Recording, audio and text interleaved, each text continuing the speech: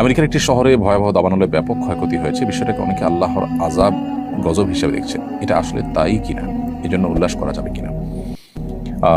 আমরা অনেকে ইতিমধ্যে শুনেছি যে আমেরিকার হলিউড নামক একটি শহরে ভয়াবহ দাবানল পুরো শহরকে পুড়ে ছাই করে দিয়েছে।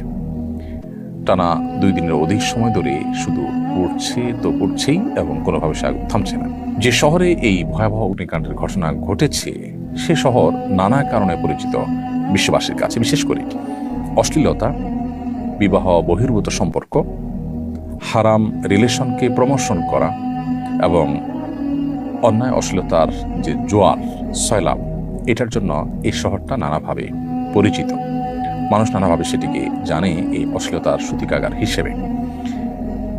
হলিউডের বিভিন্ন তথাকথিত অভিনেতা এবং তারকাদের ঘরবাড়ি পুড়ে ছাই হয়েছে। মানুষের মধ্যে যারা অশ্লীলতাকে ছড়িয়ে দিতে চায়, ব্যাপকভাবে বিস্তৃত করতে চায়, তাদেরকে আল্লাহ রাব্বুল আলামিন ভয়াবহ শাস্তি দিবেন বলে কোরআনে কারিমে আল্লাহ তাআলা জানিয়েছেন। এই যে দাবানল, সেটা তাদের সেই সব কৃতকর্মের শাস্তি কিনা এটা নিশ্চিত করে বলা কঠিন হলেও আপাত দৃষ্টিকোণ থেকে, বাহ্যিক দৃষ্টিকোণ থেকে এটি দেখে একজন মুসলমান সতর্ক হওয়ার যথেষ্ট কারণ রয়েছে, শিক্ষা গ্রহণ করবার যথেষ্ট কারণ রয়েছে।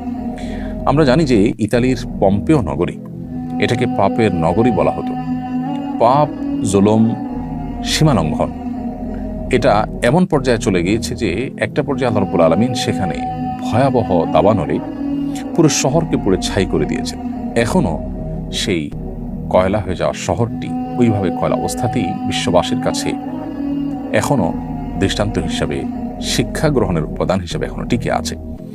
হলিউডের এই যে আগুন, এই আগুন সেরকমই কোনো শিক্ষাদায়ক, সেরকমই কোনো অ্যালার্মিং কোনো বিষয়, কোনো ঘটনা হওয়াটা মোটেও অস্বাভাবিক নয়। একজন ইমানদার এখান থেকে শিক্ষা গ্রহণ করবে, উল্লাস নয়, বরং এখান থেকে শিক্ষা গ্রহণ করাটাই হতো আমাদের কর্তব্য, যে আমরা আল্লাহর অবাধ্যতার পথে যাওয়া, হারাম বা অন্যায়ের পথে যাওয়া থেকে আমরা বিরত থাকবো। আমরা যদি আল্লাহর অবাধ্যতার পথে যাই, আল্লাহর পরে ছাড় দেন, কিন্তু একটা সময় তারা পাকড়াও করেন।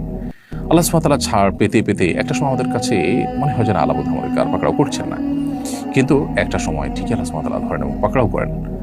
এই বিষয়টি পৃথিবীতে বারবার বিভিন্ন সময় ঘটে, আমাদের ব্যক্তিগত জীবনের সময় ঘটে, যে আল্লাহ সুবহানাহু ওয়া তাআলা আমাদেরকে অ্যালার্ম দিচ্ছেন, সতর্ক করছেন, বা আমাদের কোনো পাপের জন্য আল্লাহ দুনিয়াতে নগদ শাস্তি দিচ্ছেন। আমরা খুব কম মানুষের শিক্ষা গ্রহণ করি, যেন আমাদের শিক্ষাটা এখান থেকে গ্রহণ করা উচিত।